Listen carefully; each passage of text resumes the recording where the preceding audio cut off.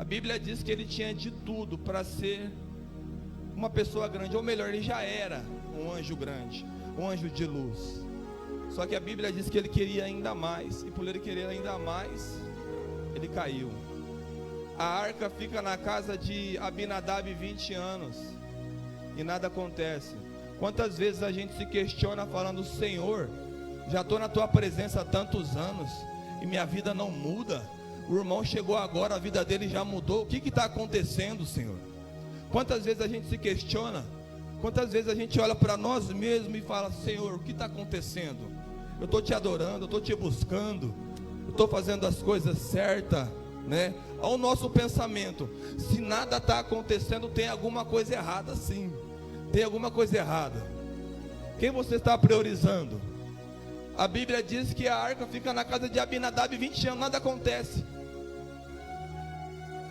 O que seria a prioridade de Abinadab? Será que era exaltar a Deus? Será que era honrar a Deus? A Bíblia diz que quando a arca da aliança chega na casa dele, os filhos dele eram pequenos. Deus, ele deixa uma regra: olha, não pode tocar na arca.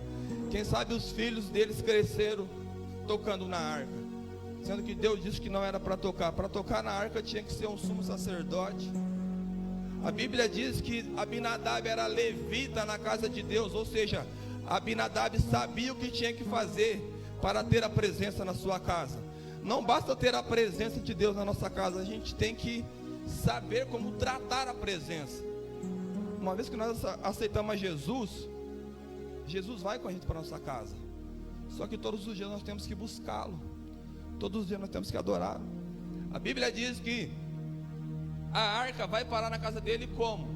O povo de Israel vai para a batalha e perece, perde a guerra. E eles têm uma ideia. Eles falam assim: bom, vamos levar a arca da aliança conosco para a batalha que nós vamos vencer. Então eles fazem isso, só que eles perderam a batalha. E a arca da aliança foi roubada, levada pelos filisteus. E a Bíblia diz que os filisteus pegam a arca da aliança e colocam num templo, junto com a estátua do Deus deles, que era o Deus Dagon. A Bíblia diz que na primeira noite em que a arca da aliança é colocada ao lado do Deus Dagon, na manhã seguinte, eles vão lá ver como que estava a estátua e a arca da aliança. A Bíblia diz que a estátua estava com a cabeça em terra, porque na presença de Deus, todo Deus é pequeno. O nosso Deus é o Deus dos deuses, é o Rei dos reis, é o Senhor dos senhores. Na presença dele todo jugo é quebrado. Então não tem como a arca da aliança ficar na sua casa e nada acontecer. A Bíblia diz que a arca da aliança estava no templo, lá junto com o Deus Dagon. E passa-se uma noite, a cabeça dele estava prostrada no chão. Eles pegam a cabeça, colocam no lugar.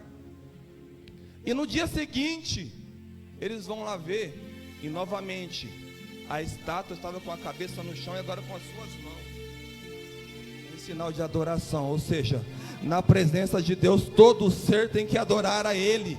Não importa a situação que você está vivendo, adore ao Senhor, porque a sua situação vai mudar. Não importa a circunstância. Se você não está vendo escape, se você não está vendo como vencer, como prevalecer essa situação, na onde tem a presença de Deus, a manifestação, a provisão, a libertação. A Bíblia diz que no dia seguinte eles vão ver como que a arca estava. Está lá a estátua prostrada. E a Bíblia diz que eles ficam indignados, que eles mandam chamar alguns carros de bois, colocam a arca da aliança em cima e mandam embora. A arca da aliança fica na casa de Abinadab. 20 anos, nada acontece. Então Davi, ele assume o reinado sobre Israel. E ele entende que sem a presença de Deus não dá para governar. Sem a presença de Deus não dá para fazer nada. Então ele manda buscar a arca da aliança. A Bíblia diz que ele vai agora preparar uma comitiva. Ele vai agora preparar alguns cavalos, carros de boi para buscar a arca da aliança. Só que a Bíblia diz que ele busca a arca da aliança na emoção. Quem sabe Abinadab estava ali com a arca dentro da casa dele, mas estava na emoção. A Bíblia diz que quando Davi chega à casa de Abinadab, pega a arca da aliança, coloca em cima dos carros de boi e começa a caminhar. A Bíblia diz que os bois começam a tropeçar e a arca da aliança pende para cair. E a Bíblia diz que um homem por nome de Uzá tenta segurar a arca da aliança, e a Bíblia diz que ele é fulminado na hora. Ou seja, não é para tocar na arca da aliança se você não é qualquer um. A Bíblia diz que a arca da aliança começa a cair e ele toca, os bois começam a tropeçar. É Deus falando para mim e para você: não é qualquer pessoa que vai carregar a arca da aliança, não é qualquer pessoa que vai carregar a minha presença. A minha presença é para quem está na posição, para quem está adorando, quem está buscando, aleluia. A Bíblia diz que Davi entende que não era de qualquer maneira que ele tinha que carregar a arca da aliança. A Bíblia diz que ele entende e fala: tá bom, Senhor, não é assim que o Senhor quer que eu carregue a tua presença. Então peraí, a Bíblia diz que eles chegam na cidade, na casa de Obed-edom. Ele bate na porta. Quem sabe Obed-edom, na sua simplicidade, ele abre a porta. Davi fala com ele: olha, posso deixar a arca da aliança na sua casa por um período de tempo? Já já eu volto buscar. Quem sabe a casa de Obed-edom, antes da presença de Deus, era uma casa destruída. Quem sabe a minha casa, a tua casa, antes da presença de Deus, era uma casa destruída. Era uma casa que o diabo entrava e saía, sapateava e fazia o que queria. Mas quando a arca da aliança chegou na sua casa, Jesus mudou a tua história, aleluia.